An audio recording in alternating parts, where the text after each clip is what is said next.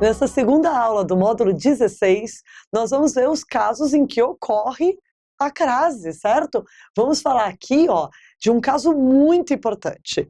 Antes de pronome, não ocorre crase. Foi assim que a gente terminou a nossa primeira aula. Mas lembre-se que os pronomes aquela, aquele e aquilo, eles podem receber o acento indicador da crase. Quando? Se o verbo exigir a preposição a. Todas as vezes que o verbo exigir a preposição a, esses três pronomes, aquele, aquela, aquilo, vão receber o acento indicador da crase. Por quê? Porque eles se aglutinam às preposições, certo? Você não fala, por exemplo, eu gosto de aquela pessoa. Você fala, eu gosto daquela pessoa. E é o que vai acontecer com a preposição a. Então, quem chega, chega a algum lugar. Aonde? Àquela conclusão. Eu cheguei a aquela conclusão. Em vez de escrever separado, a gente escreve tudo junto com o acento indicador da crase. E mesmo que seja o masculino, quem chega, chega a algum lugar, àquele lugar, junta tudo, crase, ok? E coloquei aqui um terceiro exemplo com o pronome aquilo.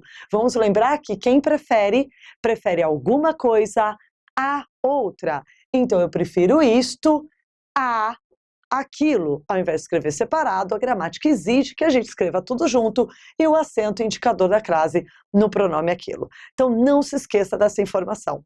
Além desses pronomes, os pronomes a qual e as quais, no seu plural, recebem também o acento indicador da crase se o verbo exigir preposição. Vamos lembrar que todas as vezes que o verbo pede a preposição, ela vai antes do pronome relativo. Então, veja, química é a matéria a qual me refiro, uma vez que quem se refere a alguma coisa.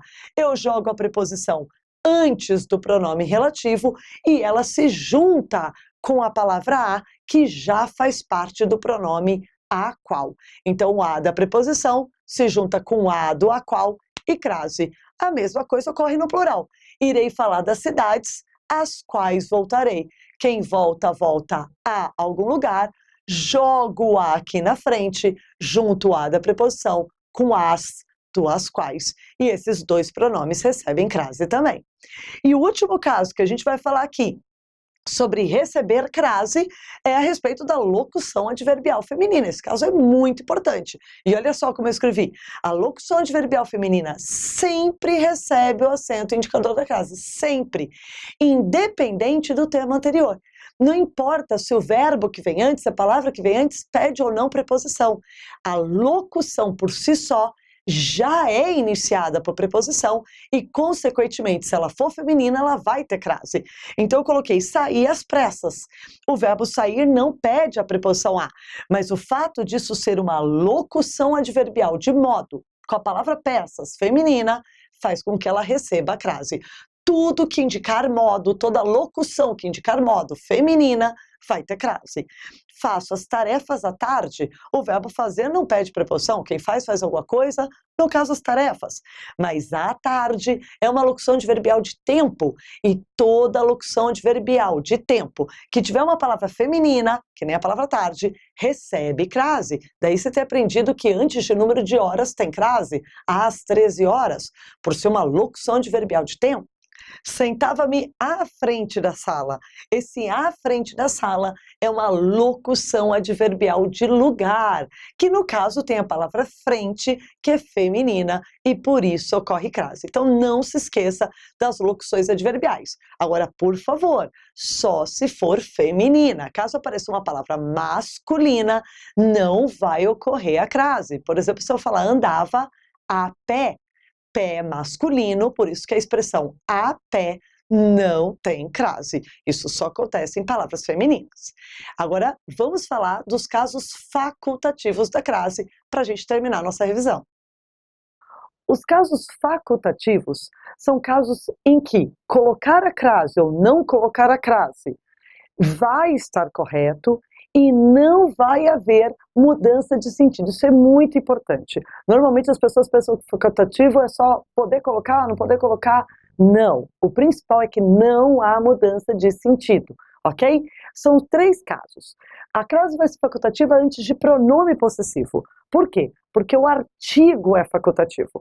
Então, se eu falar devido à sua atitude, A palavra devido exige a preposição a, é devido a alguma coisa, então temos o a da preposição, e como aqui existe o pronome possessivo sua, fica a nossa escolha colocar ou não o artigo. Se você puser o artigo, vai ocorrer a crase. Se não puser o artigo, a crase não vai mais aparecer. Por isso coloquei o sinal da crase entre parênteses, porque ela é facultativa. O segundo caso facultativo é antes de nome próprio.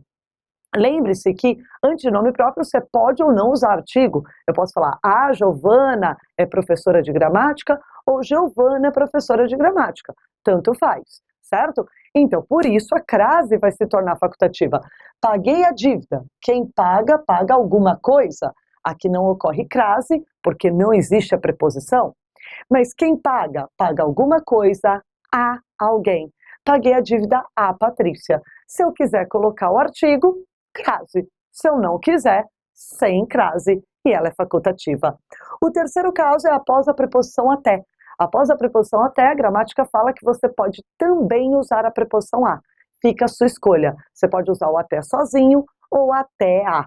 Caso você opte pelo até sozinho, fui até a escola, então não vai ocorrer a crase e esse a vai ser só o a do artigo. Se você optar pela preposição, ocorre a crase e nós temos então o terceiro caso facultativo. Lembrando que não há mudança de sentido nesses três casos. Mas, Giovana, pode acontecer mudança de sentido? A crase pode gerar mudança de sentido? Sim, ela pode gerar uma mudança semântica de sentido e até mesmo sintática.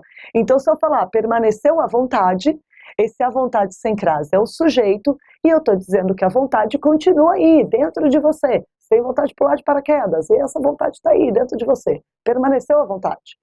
Mas se eu falar permaneceu à vontade com crase, isso se torna uma adjunta de verbial de modo. De que modo você está?